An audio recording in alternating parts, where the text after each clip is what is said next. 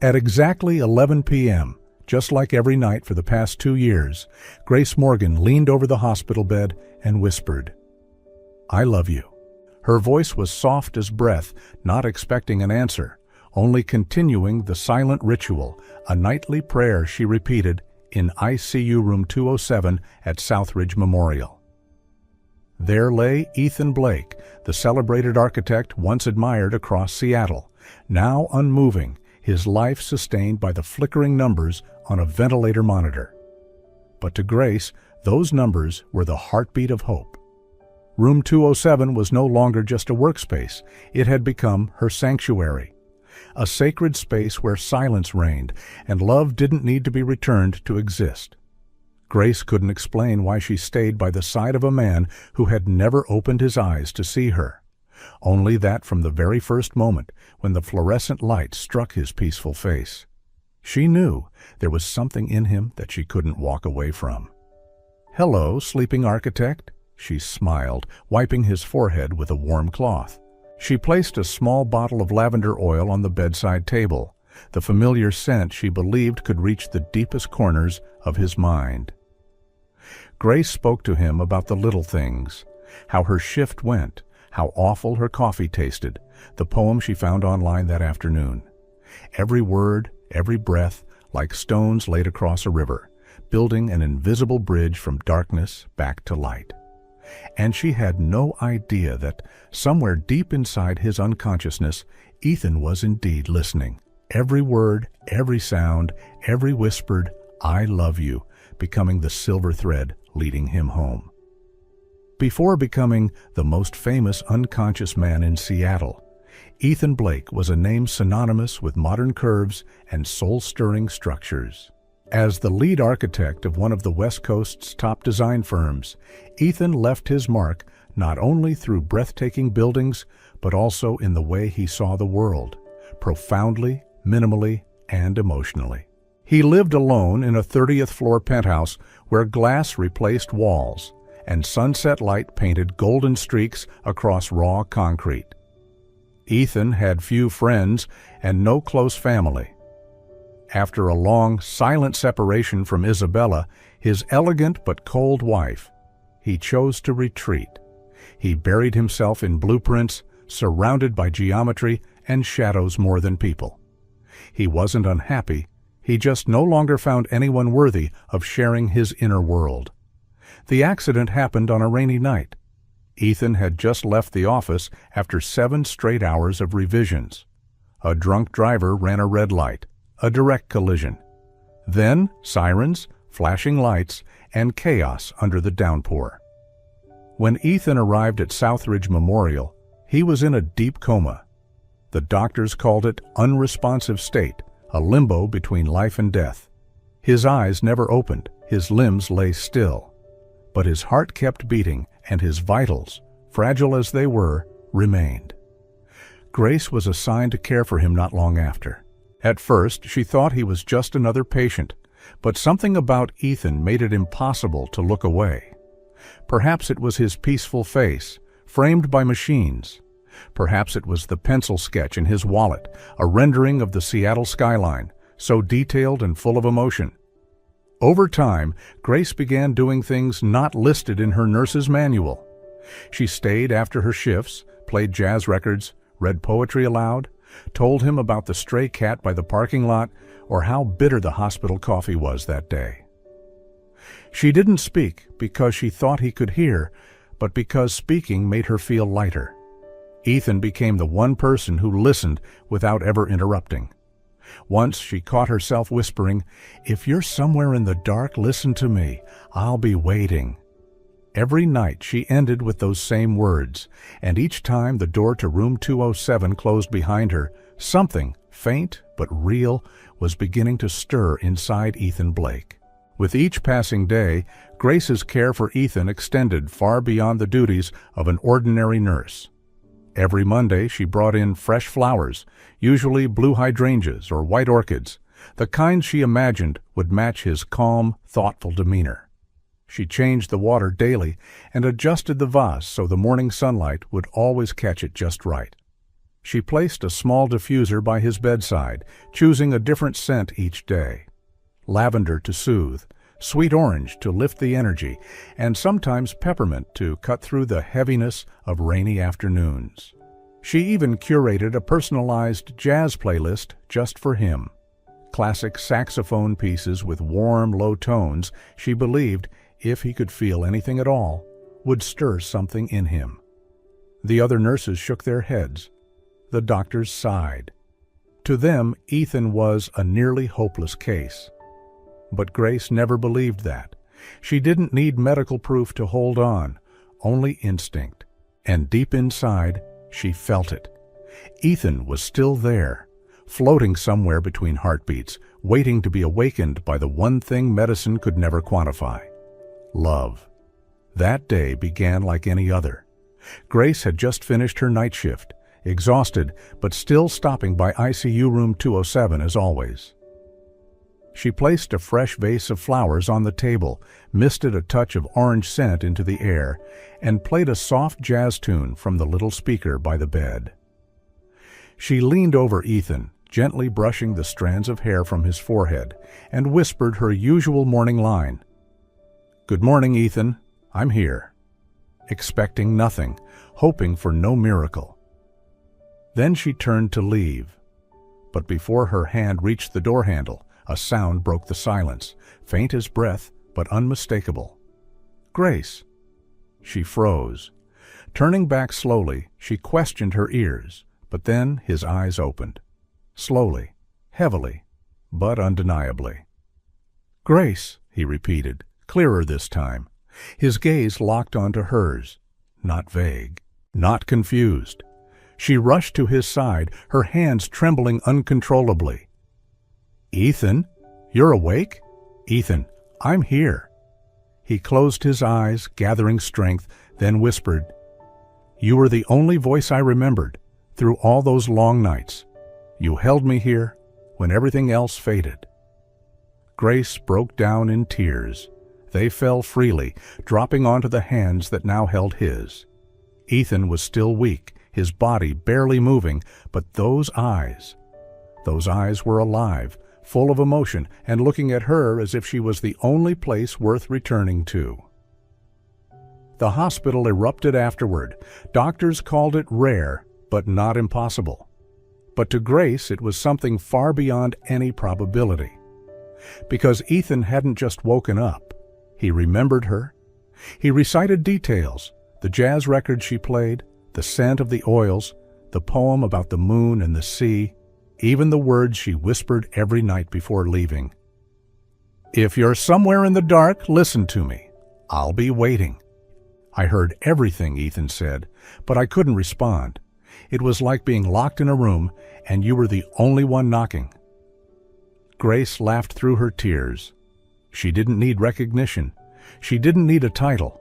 All she needed was this moment. Ethan had returned, and the love she had whispered into silence had finally spoken back.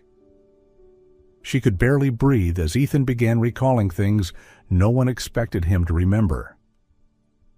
"You once read a poem, something about the moon and the ocean," he whispered. "And every time you played that music with the saxophone, it felt like I was drifting through a summer night." Grace froze. That was the poem she read in the 3rd month of his coma, a quiet verse by Rilke. And the song he referred to was Bill Evans' Peace Piece, the one she always played when it rained. "I remember the smell. Lavender," Ethan continued, eyes still closed. "At first I thought it was a dream, but it always came before I felt calm." Grace pressed a hand to her chest. Her heart pounded like a drum. "There were moments when I almost let go," Ethan said softly. "But every time, your voice pulled me back, like a thin thread guiding me through the maze." He opened his eyes again, this time meeting hers. "Grace, you kept me alive, not with machines, but with your voice." Grace broke down, tears spilling freely. There was nothing more sacred than knowing the love she had whispered into the quiet. had stayed alive in the memory of the man she loved. After 2 years in a coma, it took Ethan nearly a week to move a single finger, 2 weeks to sit up on his own, a month to stand without help. Each step was a victory, not just for medicine, but for the human spirit. Grace was there through it all, not just as a nurse, but as someone who stayed. She didn't push, didn't pity. She was simply present, the steady rhythm in a world Ethan was relearning, one sensation at a time. "The world feels different now," Ethan said one morning as she helped him down the hallway. "Like everything's been rewritten." "Maybe you're seeing it with a new heart," Grace replied, offering a soft smile. "One that just learned how to beat again." They stopped in front of the 5th-floor window. Outside, Seattle's sky was its usual gray, but a sliver of sunlight broke through, brushing Ethan's face. He closed his eyes and took a deep breath. "I remember this feeling," he murmured. "Light on my skin. Nobody ever told me how much it matters." "Every little thing matters," Grace said. "That's what kept you here." Since waking up, Ethan had become a man of the present, slower, softer, and deeply grateful. The sharp edge he once carried before the accident was gone. Now he noticed birdsong, the way wind danced through the curtains, or how Grace's voice changed slightly each day. One evening, she arrived later than usual. Ethan noticed instantly. "Where were you?" he asked, his voice faint but tinged with playful scolding. Grace laughed and placed a paper bag on the table. "I got your favorite sweet rolls, the ones with lemon cream filling." He nodded, then whispered, "I even missed the sound of your footsteps in the hallway." Grace froze, her heart tightened in her chest. Love didn't always need grand declarations. Sometimes it lived in the smallest details. From that day on, the space between them began to disappear. No confessions were made, but their eyes searched for each other in every room, every corridor. Ethan's trembling hand, whenever it lifted, now instinctively reached for hers. They began to share more, dreams, fears, childhood stories. Grace spoke of her father, a man who had dreamed of being a chef but died of lung cancer when she was 17. Ethan recalled the first time he sketched a building with charcoal on a book cover at 8, and the feeling of belonging when lines turned into shapes. The nights were long, but no longer silent. Room 207 was no longer just a place of physical recovery. It became a place where two souls remembered how to live again. And there, love began, not with flowery words, but with each breath, each glance, and every moment they couldn't bear to be apart. On a crisp morning, after Grace helped Ethan walk the farthest distance since waking, they laughed together as if the world outside no longer mattered. Sunlight poured through the window, touching his face, and in that moment she believed perhaps the hardest part was finally over. But love, like a heart just learning to beat again, is fragile and not yet strong enough to face storms from the past. And then that past walked in without warning, wearing sharp heels and a voice Ethan had hoped he'd never have to hear again. Isabella arrived on a Monday morning, dressed in a white suit, her heels clicking sharply against the hospital tiles like warnings. Grace was helping Ethan with his physical therapy when the door swung open and a familiar voice, familiar only to Ethan, said, "He looks more awake than I expected." Ethan didn't need to turn around. He knew. "Isabella," he said, his voice hoarse and uncertain. Grace paused just slightly. She'd never heard that name before. But the way Ethan's expression closed off told her everything. Isabella walked into the room with the confident stride of someone who once owned the space. She didn't acknowledge Grace, not a hello, not a glance, as if she weren't there at all. "You're awake," she said, her smile thin, her eyes cold. "Well, I thought I'd only be seeing you again during your will reading." Ethan tightened his grip on the wheelchair arm. "I didn't expect you to come." "My lawyer says I have every right," Isabella replied, pulling out a folder of documents. "We never finalized the divorce. I'm still your legal wife. And under the law, I have authority over your medical decisions." Grace froze. Ethan was silent for a moment, then spoke carefully. "Isabella, we were done before the accident. You left. I signed the papers. You know that." "But the court hasn't finalized it," she interrupted, "and in the meantime, your feelings aren't legally binding." She turned to Grace, her gaze sharp. "And you? What are you to him? A nurse or a lover?" Grace didn't respond. She just stood there, fists gently clenched. Isabella chuckled lightly, with no real humor. "Be careful. You're violating serious ethical boundaries. I could report you to the medical board." Ethan tried to stand, but Grace stopped him. She looked at Isabella and for the first time spoke. "I don't need your validation, but I was the one who stayed when everyone else left." Isabella nodded slowly, as if everything was settled. "Good.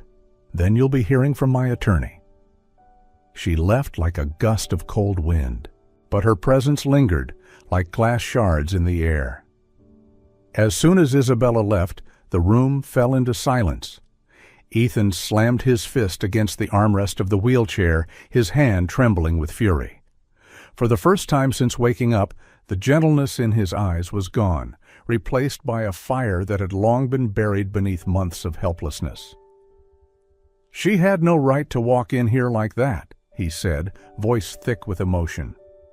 Grace remained by his side, but it felt as if she was standing miles away. Her eyes flickered with uncertainty and something that looked dangerously close to fear. "I don't know what to do," she whispered. "If what she said is true, I could be suspended. Or worse, fired." Ethan looked up at her. His expression softened. "Grace, no. You're the only one who never left me. If someone has to protect you, it's going to be me." She gave a sad smile. "But you're the one who still needs protecting." He shook his head. "I spent half a year lying motionless. It's time I stand up, for the first time, for myself and for you."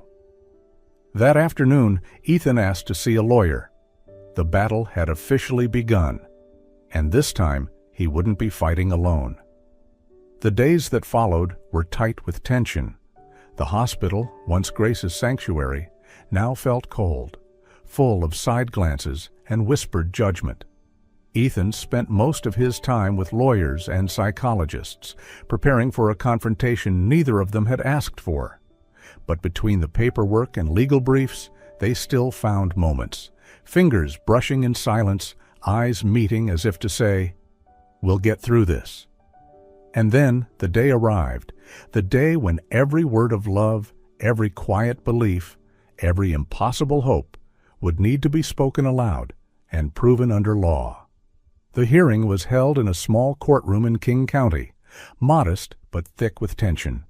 No cameras, no flashes, just law, truth, and human hearts. Ethan sat beside his lawyer, Noah Pierce, a longtime friend from college, one of the few who knew Ethan well enough to fight, not just for his rights, but for what was right. Across from them sat Isabella, poised, unreadable, her hands neatly folded over a stack of documents. Next to her was the lead attorney from a major downtown firm, sharp, calculating, and armed for battle. Grace wasn't the one on trial, but her name appeared in every filing, referred to as an inappropriate emotional influence on a vulnerable patient. She wore a crisp white blouse, her hair pinned back, sitting quietly in the witness section, hands clenched so tightly they turned pale. The judge, a middle-aged woman with sharp eyes and an honest gaze, began. "We're here to determine Mr. Ethan Blake's medical autonomy and assess whether any undue influence has compromised his decision-making." Ethan was the first to testify. He stood, still thin from recovery, but steady in voice. He looked directly at Isabella and said, "She is part of a past I let go of, Before the accident, we had been separated nearly a year. I signed the divorce papers. She left, not because of the accident, but by choice. Then he turned to Grace, his eyes soft as water. The only one who stayed, when I had nothing to give in return, was Grace Morgan.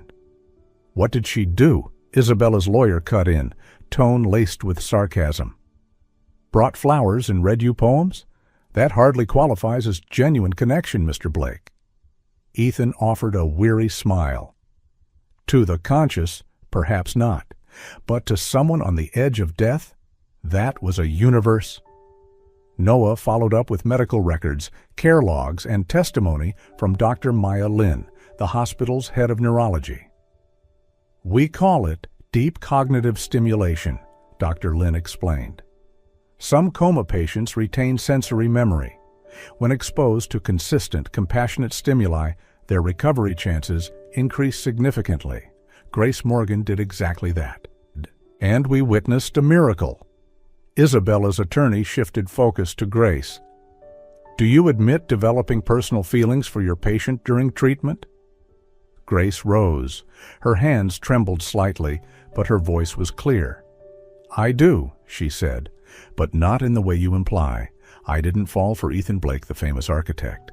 I loved him when he couldn't love me back. And I stayed when staying made no sense.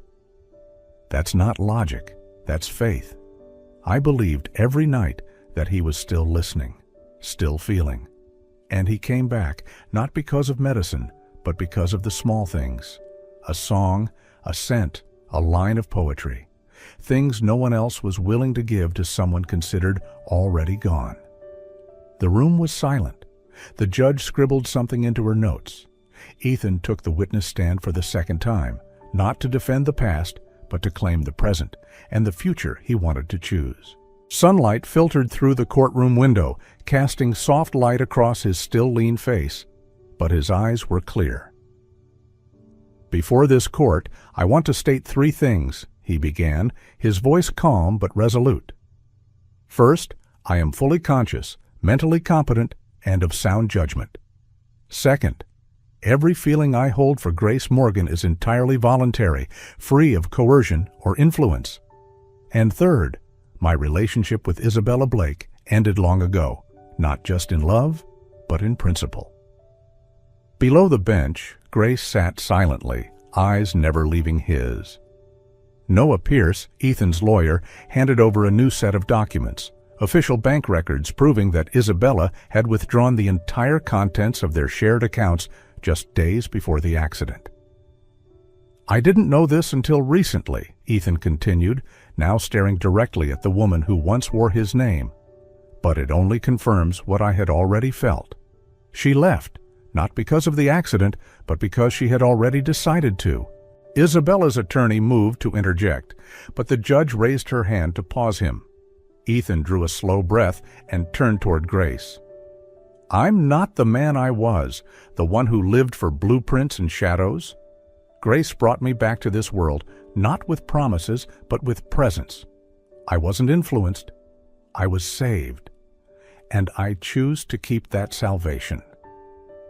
For a moment, the courtroom was completely silent. There was nothing more that needed to be said. An hour later, the judge read her ruling. This court finds Mr. Ethan Blake fully competent to make his own legal and medical decisions. The divorce filing will be expedited. There is no evidence of ethical misconduct by Nurse Grace Morgan. Isabella rose, her face pale, saying nothing. She left the courtroom like a shadow that had lost its form. And Grace, for the first time in 2 years, cried like a child. Ethan wrapped his arms around her in the very room where they had fought for something no law could measure, a love that had come back from the dead. 2 weeks after the trial, Ethan told Grace he had a surprise for her. Just come with me, he said, a quiet smile playing at his lips. Grace didn't ask questions. She trusted him. That afternoon, they took the elevator up to the ICU floor, the same hallway Grace had walked for 2 years, carrying hope and silent prayers. When the doors opened, she was stunned. Room 207 had been transformed into something soft and sacred. A vase of blue hydrangeas by the window, the gentle notes of Bill Evans' Peace Piece floating in the air, sunlight filtering through the white curtains in calm, golden beams. "You," Grace whispered. "You did all this?" Ethan didn't answer with words. He stepped to the center of the room, the place where he had once lay motionless, and turned to face her, holding a small velvet box in his hand. "This is the place where you believed in me when the world didn't, where you held my soul day by day. And today, I want to offer you what's left of mine." He knelt, opened the box. Inside was a simple ring set with a turquoise stone, the color of rebirth, peace, and unconditional faith. Grace lifted her hand to her mouth, her eyes filled with tears. "Grace Morgan," Ethan said, voice slightly trembling. "You woke me with your voice, held me with your presence. You owe me nothing, but if you're willing, stay with me. Be my partner in life." The room, once filled with silence and fragile breaths, was now heavy with meaning. Grace stepped forward, knelt beside him. "I didn't expect this," she whispered, "but my heart has been ready for a long time." She nodded, and he slipped the ring onto her finger. It fit perfectly, just like them. They embraced, held together in the fading light, where once again life was reborn, not through machines, but through honest love. Outside the window, the wind rustled softly through the trees, as if the world itself had whispered yes. Love didn't arrive like fireworks. It grew quietly, through shared meals, soft whispers at night, and silent glances that always found each other. Then one sunny morning, Ethan turned to Grace as if he had found an ancient answer hidden in the way she breathed kindness. "Let's give this love a shape," he said. A few days later, they returned to the place where it all began, not to close a chapter, but to begin a promise. Forever. The wedding took place on a quiet Sunday afternoon in a small rooftop garden atop the hospital, the place where Ethan first saw color again after waking up.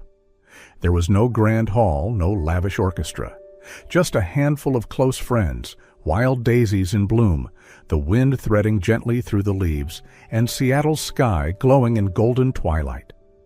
Grace wore a simple white dress, her hair pinned with orchids.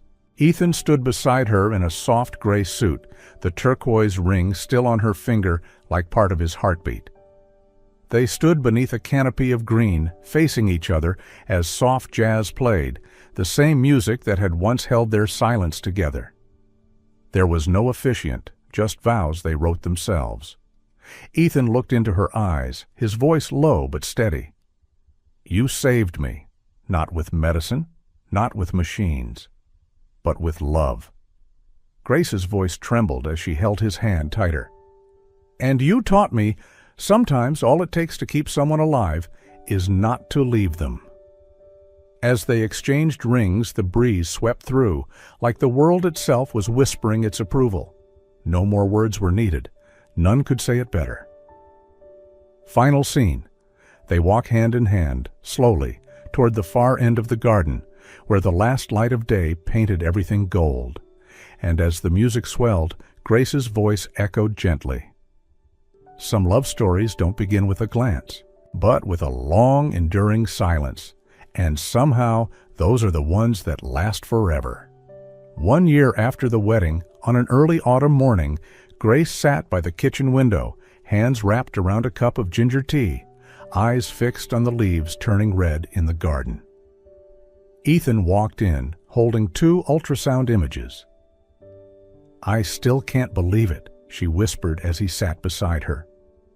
"Believe it," Ethan smiled, "and this time, it's life we've created together." 2 images, 2 heartbeats, twins, 2 small miracles growing quietly inside her. The news arrived gently, without fanfare, but in their eyes, a universe was shifting. Soon after, they moved away from the city. Their new home sat in the quiet suburbs north of Seattle. Red shingles, a wide front porch, a white picket fence, and an old swing Grace had once dreamed of as a girl. Ethan spent mornings sketching the nursery, soft blue walls, a round window that welcomed the morning sun. Grace spent her days cooking, reading, and listening to the tiny rhythms of two hearts growing inside her. Each evening they walked through the garden, hand in hand, like two people moving gently against the wind, with no rush. "What kind of father do you think you'll be?" Grace asked once, as the autumn breeze played through her hair. Ethan paused, then said, "I want our kids to know their dad once almost disappeared from this world, but someone stayed, and that love will be what holds this family together. No fanfare, no perfect ending. Just this, a home, two healed hearts, and 4 little heartbeats waiting to sing their first breath into the world." If this story touched your heart, don't forget to like, comment, and subscribe to support more emotional love stories like this one. Because sometimes, love doesn't begin with a glance. It begins with a long, silent wait. And the quietest love is often the one that lasts forever. Thank you for watching. See you in the next story.